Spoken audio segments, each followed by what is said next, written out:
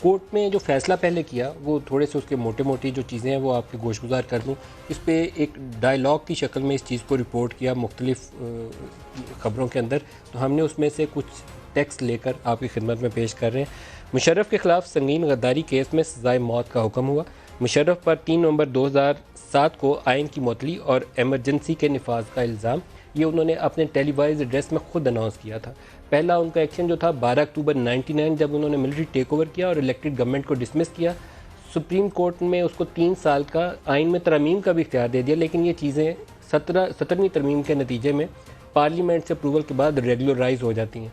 लेकिन 3 नवंबर का उनका एक्शन जो था जिसमें 61 जजेस जो थे उनको नज़रबंद कर दिया गया, उसको कहीं तहफ़्फ़ुज़ नहीं है ना सुप्रीम कोर्ट के अंदर, बल्कि उसके ऊपर कोर्ट का ऑर्डर है जिसमें सुप्रीम कोर्ट ने खुद करार दिया कि जनरल परवेज़ मुशर्रफ 3 नवंबर 2007 के एक्शन के सोली रिस्पॉन्सिबल है। उसने कोर कमांडर्स को साइड पे कर दिया, उनके किसी बैटर्स का जिक्र नहीं किया, बल्कि डायरेक्टली कहा कि जनरल परवेज़ मुशर्रफ रिस्पॉन्सिबल है। ये पीसीओ जजेस का जो फैसला था उसके अंदर करार दिया गया था। मुशर्रफ को आर्टिकल 6 के तहत सज़ाए मौत सुनाई जाती है।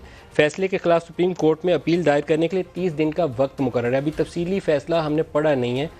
एक तरीका ये होता है कि जिसके ऊपर इल्ज़ाम हो वो ख़ुद को सरेंडर करे और फिर अपील फ़ाइल करता है, लेकिन अगर अदालती फ़ैसले के अंदर गुंजाइश हुई तो फिर वो अपने वकील के ज़रिए भी अपील फ़ाइल कर सकेंगे। हमें तफसीली फ़ैसले का इंतज़ार करना पड़ेगा। वकील इस्तगासा जो उन्होंने कहा मुशर्रफ के सहूलतकारों और साथियों को भी केस में फ़रीक बनाया जाए। तमाम मुल्ज़मान का ट्रायल एक साथ होना ज़रूरी है। जिसके ऊपर जज साहब ने कहा कि आप चार्जशीट में क्यों तरमीम करना चाहते हैं, जिन लोगों पर मदद का इल्ज़ाम है आपके खिलाफ नई शिकायत क्यों नहीं, आप इनके खिलाफ नई शिकायत क्यों नहीं दर्ज करवाते। इस पर जज साहब ने कहा कि इस्तगासा नई सदा के ज़रिए केस में ताख़ीर करना चाहता है। वकील साहब ने कहा कि चार्जशीट में तरमीम से ताख़ीर नहीं होगी।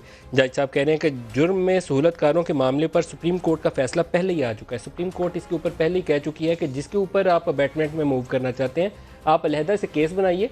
जनरल परवेज़ मुशर्रफ का केस जो है इसको मंतकी अंजाम तक पहुँचने दीजिए। आप अबैटमेंट के शुबे में जिसके ऊपर चार्जशीट या शवाहिद ऐसे आपके सामने आते हैं लाइए और दरख्वास्त दीजिए।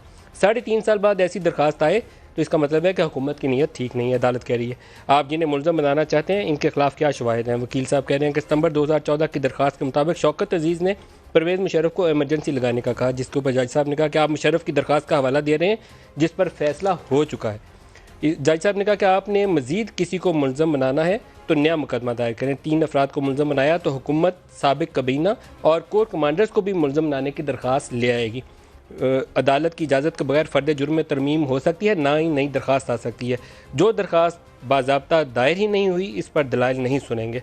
इस्तगासा को भी ये इल्म नहीं कि अदालत में दरख्वास्त कैसे दायर की जाती है। सेक्रेटरी दाखिला काबीना की मंजूरी के बगैर किसी चार्जशीट में तरमीम नहीं कर सकते। और ये फ़ैसला जितना सख्त था सज़ाए मौत का, इसके ऊपर रद्दअमल भी एज़ एक्सपेक्टेड उतना ही सख्त आया।